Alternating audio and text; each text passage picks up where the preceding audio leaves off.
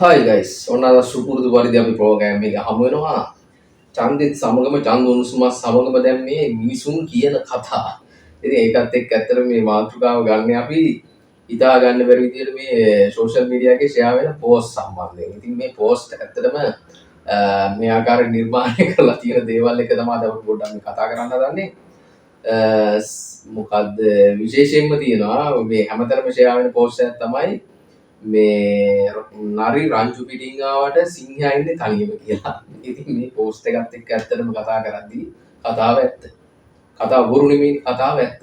දැන් මේ ඡන්දෙස් සමගම මේ පළාත් පාලන 2025 මේ මැතිවරණයේ සමගම එතකොට මාලිමාව බොහෝ දුරට මාලිමාව ගොඩක් දුරට වැඩි බලයක් ලබා දෙන අය වැඩි ආසන ප්‍රමාණයක් ලබාගෙන තියෙනවා. ඉතින් මේකත් එක්ක මේ සභික ආසන ප්‍රමාණය වැඩි වුණත් නමුත් ඉතිරි පක්ෂ හතරක් එකට එකතු වෙලා තමයි ඊට පස්සේ පහර දෙන්නේ මාලිමාවට. ඉතිරි පක්ෂ හතරක් එකට එකතු වෙනවා. ඉතින් එතකොට ඒ ආකාරයට එහෙම එකතු වෙනවා කියන්නේ පැහැදිලිවම මේක තුල එතනින් හිතා ගන්න පුළුවන් මොකද්ද මේ කට්ටියගේ මේ වෑයම කියන එක මොන ක්‍රමෙන් හරි මේ මාලිමාව කියන එක මේකෙන් තුරන් කිරීම තමයි මේ කට්ටියගේ මේ ප්ලෑන් එක. ඉතින් ඒකට හේතුවක් තියෙනවා. ඒකට හේතුව තමයි පැහැදිලිවම මුන් සේරම හොරුනේ. මේ තනිකර මංකොල්ලකාරයෝ මේ දූෂිතයෝ ඉන්නේ මේ රට විනාශ කරපු සෙට් එක මේ. ඉතින් එතකොට මුන් ටික දැන් මේ නයි පොළොංගුවාගේ පක්ෂ පාර්ලිමේන්තුවට වෙලිලා මීට කලින් රටක් වෙනුවෙන් කටයුතු කරේ නැහැ. එතකොට එහෙම කටයුතු කරන්නේ නැතුව අවුරුදු ගාණක් ඇවිල්ලා පක්ෂ පාර්ට වලට වෙදිලා දැන් මේ කියනවා මේ රට වෙනුවෙන් අපි එකට එකතු වෙනවලු. රට වෙනුවෙන් නෙමෙයි එකට එකතු වෙන්න හදන්නේ හිරේ යන්නේ කියන බයට. ඔක තමයි ඇත්ත කතාව. ඉතින් ඒකත් සමගම දැන් මේ මිනිස්සු නියමට මේකයි මේ කතා කරන්න මේ සම්බන්ධයෙන් කතා කරන්න කියලා හිතුනේ. ඇත්තටම දැන් තව තැනක තිබ්බා මේ සජිත් බලය අල්ලයි කියලා. ඒ කියන්නේ බලමාරු එක්ක තියාගෙන සජිත් බලය අල්ලලා තියෙනවා. ඉතින් එතකොට මේ ආකාරයට මෙහෙම දේවල් මේ පෝස්ට් ඒ කියන්නේ විවිධාකාර මේ හාස්‍යයට ලක් වෙන පෝස්ට් යාවෙනවා. ඉතින් ඇත්තට මේ විදිහට හාස්‍යයට ලක් වෙන්න හේතුව මොකද්ද? හේතුව තමයි තමන්ගේ අදූරදර්ශී මේ ක්‍රියාකලාපේ හේතු වෙන්නේ දැන් ওই විදිහට උනේ. දැන් නාමල් රාජපක්ෂට හම්මන්තොටවත් නැහැනේ ඇත්තම කතාව. කොහොම හිටපු කොහොම ඉන්න මිනිස්සුද මේනේ. නාමල් රාජපක්ෂට හම්බන්තොටවත් නැහැ. ඉතින් එතකොට ඒ ආකාරයට එහෙම මිනිස්සු සලකන්න ඒ කට්ටිය කරලා තියෙන විදිය හිතා ගන්න පුළුවන්. හරි විදියට හරි පාත් එකට දූරදර්ශී විදියට ඒ වැඩ ටික කරා නම් අදූරදර්ශී නොවි අද ওই තත්ත්වය උදා වෙන්නේ නැහැ නාමල් රාජපක්ෂලාට. දැන් හිතනවා ඇති මේ බොරුවට මේ අර ඒකයි අපි කිව්වේ අර අපි ඉස්සෙල්ලා ප්‍රෝග්‍රෑම් එකක් කරේ මේ අනුරුකුමාර නිසානායකට මඩ ගහලා ඒවා Facebook පෝස්ට් වල දාලා පේජස් වල දාලා බූස්ට් කරලා දානවා. දැන් හිතා ගන්න පුළුවන් ඒ වගේ ඵල විපාක එන විදිය රිටර්න් එක. දැන් හතර ගොල්ලම එකතු වෙලා තමයි මේ මාලිමාවට පහර දෙන්න හදන්නේ. ඒක තමයි කිව්වේ. සිංහ පෝස්ට් එකේ නියමටම තියෙනවා. නරි රංචු පිටින් ආවට සිංහයා ඉන්නේ තනියම කියලා. ඕක තමයි ඇත්ත කතාව. නරි ටික රංචු පිටින් එකතු වෙලා එන්න හදනවා සිංහයාට ගහන්න. ඉතින් දැන් පේනවනේ මොකද්ද වෙලා තියෙන්නේ කියන එක. ඕක තමයි මිනිස්සුන්ට තේරුම් ගන්න බැරි යථාර්ථය. මිනිස්සුන්ට අදටත් තේරුම් ගන්න බැරි වුණ යථාර්ථනේ ওই තියෙන ඔය ඔප්පු වෙලා තියෙන. ඉතින් මේකත් එක්ක මේ විදියට ගත්තාම ඇත්තටම මේ ඡන්දයෙන් ඉගෙන ගන්න පාඩම් ගොඩක් තියෙනවා. දැන් මීට පෙර පැවතුණු මැතිවරණ වලට වඩා අපි කියන්නේ. මීට පෙර කියන්නේ පැවතුණු මැතිවරණ වලට වඩා මේ මැතිවරණයෙන් අපිට ඉගෙන ගන්න ගොඩක් දේවල් තියෙනවා. ඒකත් එක්කම දැන් මේ ෂෙයා වෙන පෝස්ට් එක ඉගෙන ගන්න ගොඩක් දේවල් තියෙනවා. මේවා මේ විහිළුවට ලක් කරා වගේම ඒ වගේම මේ වගේ ගත යුතු දේවල් ටිකක් තියෙනවා. අපි අනිවාර්යෙන් මේ දේවල් ගත යුතුයි. දැන් ওই කතාව එක්ක ගත්තාම දැන් මේ හරි රංචු පිටින් ආවට සිංහයන් තනියම කියලා ගත්තත් ඇත්තත් ඒ කතාව තමයි. සිංහයාරි මොකා හරි වේවා කියන්නකො. දැන් එකතු වෙලා ඇයි එක්කෙනෙක්ට පහර දෙන්නේ? එකතු වෙලා වට කරලා ගහන්නේ ඇයි මේ රට යම්කිසි මට්ටමකට ගේනවා කියන එක දන්නවනේ. එහෙම ගෙනාවොත් හරි අධ්‍යාපන ක්‍රම හදලා හැමදේම හැදුවොත් එහෙම මුන්ට යන එනමක් නැතු වෙනවා.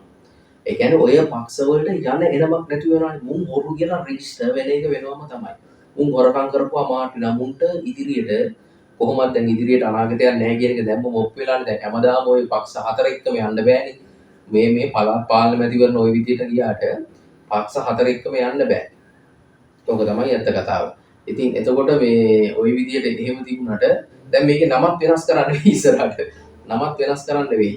මේ ඒ කියන්නේ ඒ කට්ටියගේ මොකක් හරි පොදු ජන මේ නම් හතරම එකතු කරලා සජීව පොදු ජන මේ එක්සත් පෙරමුණ මොකක් හරි යන්නේ එහෙම එක නමක් දාගන්න වෙයි. මේ සේරම එකතු කරලානේ නම් හතරම එකතු කරලා එක නමක් දාගන්න වෙනවනේ. දැන් මොකද දැන් මේ හතරම එකක් නේ. එහෙම වෙනවා නම් ඉතින් ඒ විදිහට තමත් වෙනස් කළ යුතුනේ පැහැදිලිවම. ඉතින් ඕක තමයි කියන්නේ පැහැදිලිවම. දැන් මේ ආකාරයට මේ විදිහට වෙනවා කියන්නේ කොච්චර බංකොලොත්ද? මොන තරම් බංකොලොත් භාවයට පත් වෙලාද මේ රවට්ටගෙන හිටපු මිනිස්සු මේ නරි ටික. මේ නරි ටික මොන තරම් බංකොලොත්ද කියලා දැන් හිතා ගන්න පුළුවන් නේ පැහැදිලිවමනේ. ඉතින් ඒ ආකාරයට අනුර කුමාර සානාගේ ජනාධිපතිගේ දැන් ඔය වෑයමත් එක්ක හැබැයි මෙහෙම දෙයක්ත් වෙනවා. මේ මාලිමාව ආණ්ඩුවටත් මේක හොඳ පාඩමක් මේක හොඳ ආදර්ශයක්. මොකද හේතුව ජනතාව දැන් තේරුම් ඇති දැන් මේකත් මාලිමාව ආණ්ඩුවේ පසුබැසීමක් මෙතන තියෙනවා. දැන් මහමැතිවරණ මේ හැම දෙයකට වඩා එතනදී මේ පසුබැසීමක් පැහැදිලිවම තියෙනවා. ටෙල්වින් සිල්ලා එක පැහැදිලි කරනවා මේ විදියට දැන් මේකයි කියන එක. ඒ පැහැදිලි කිරීම මොන හේතු වුණත් මාලිමාව ආණ්ඩුවේ සමස්තයක් විදියට ගත්තාම පසුබැසීමක් තියෙනවා.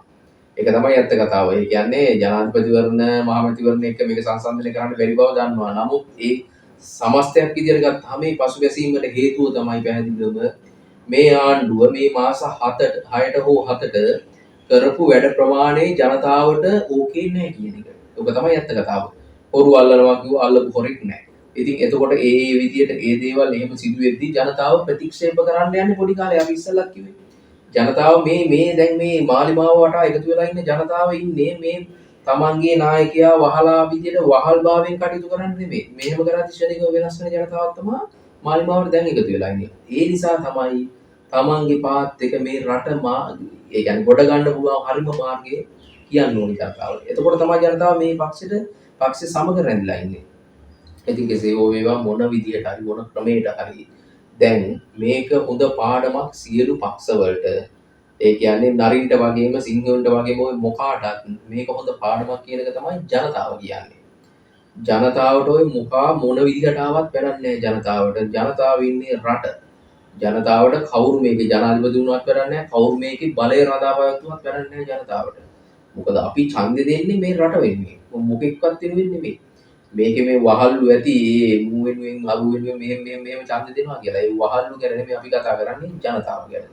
ඉතින් ඒ ආකාරයට එහෙම සිදුවෙද්දි බලමු ඉතින් ඉස්සරහට මොකද වෙන්නේ කියන එක. ඉතින් ওই විදිහට අර මං කිව්වේ නම් හතරම එකට දාලා එක නමක් හදලා බලය අල්ලයි කියලා තමයි තියෙන්නේ. ඉතින් බලය අපේ මතේ තියන් ඉන්නවා බල මාළුවා. ඉතින් අපි බලමු ඉස්සරහට මොකද වෙන්නේ කියලා. අද පොඩි හාස්‍ය විදිහට තමයි මේ ප්‍රෝග්‍රෑම් එක සිදු වුනේ. ඔබගේ අදහසත් අනිවාර්යයෙන්ම මට කමෙන්ට් කරන්න කියලා ඉල්ලා සිටිනවා. එහෙනම් ජයෙන් ජය. ආදරෙන් ඉල්ලා සිටිනවා channel එක subscribe කරන්න කියලා. ජය.